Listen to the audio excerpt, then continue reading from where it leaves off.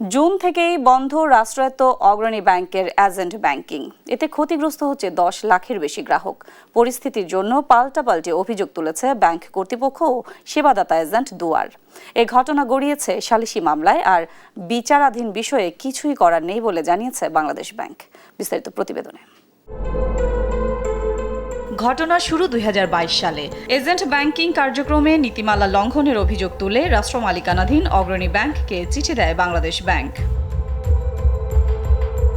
পরের বছর 2023 সালের 31 ডিসেম্বরের স্থিতিভিত্তিক পরিদর্শন প্রতিবেদনেও একই বিষয়ে আপত্তি জানায় কেন্দ্রীয় ব্যাংক।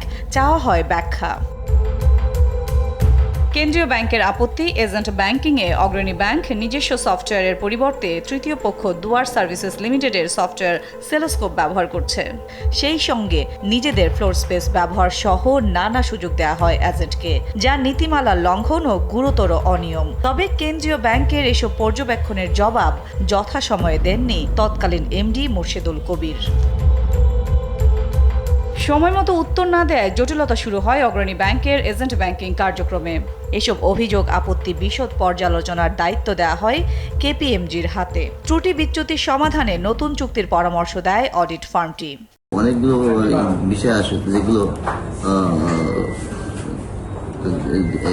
আমাদের সাথে তাদের সাংঘর্ষিক।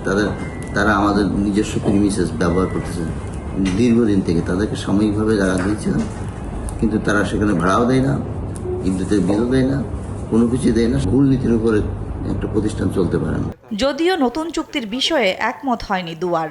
পুরনো চুক্তির মেয়াদ 1 বছর বাড়ানোর আবেদন করে প্রতিষ্ঠানটি, কিন্তু তাতে সাড়া না দিয়ে কার্যক্রম বন্ধ করে দেয় অগ্রণী ব্যাংক।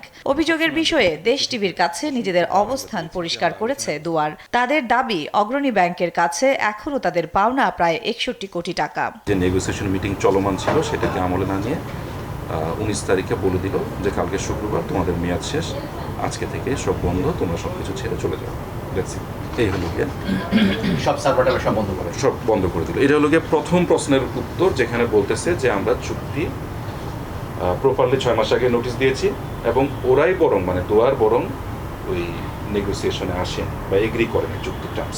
আগের চুক্তির মেয়াদ শেষ হওয়ায় 21 জুন থেকে বন্ধ অগ্রণী ব্যাংকের এজেন্ট ব্যাংকিং। এতে ক্ষতির মুখে প্রায় 600 এজেন্ট আর সেবা বঞ্চিত প্রায় 10 লাখ গ্রাহক। সেবাটি ফের চালু করতে মামলা করেছে দুয়ার। বিষয়টি বর্তমানে আপিল বিভাগে বিচারাধীন থাকায় আপাতত কিছু করার নেই বলে জানিয়েছে বাংলাদেশ ব্যাংক। বাংলাদেশ ব্যাংক এর আগেও বলেনি যে দুয়ারকে বাদ দেওয়ার জন্য। বাংলাদেশ ব্যাংক যেটা বলেছিল যে দুয়ারের সাথে যে সার্ভিস এগ্রিমেন্টটা অগ্রণী ব্যাংক করেছে সেখানে যথেষ্ট গ্যাপ আছে, সেগুলো পূরণ করেই তার ব্যবসাটা পরিচালনা করতে হবে। যে মামলাটা করেছে এটা মহামান্য সুপ্রিম কোর্ট থেকে একটা 8 সপ্তাহের একটা নিষেধাজ্ঞা আসছে। তো নিষেধাজ্ঞা এগুলো নিষ্পত্তি না হওয়া পর্যন্ত আসলে বাংলাদেশ ব্যাংক এ বিষয়ে কোনো সিদ্ধান্ত দিবে না। এদিকে অগ্রণী ব্যাংক কর্তৃপক্ষ জানিয়েছে এখন নিজেরাই এজেন্ট ব্যাংকিং পরিচালনায় প্রস্তুত তারা। এ বিষয়ে কেন্দ্রীয় ব্যাংক বরাবর আবেদনও জমা দিয়েছেন। সাদিয়া লাবনী, দেশ টিভি, ঢাকা।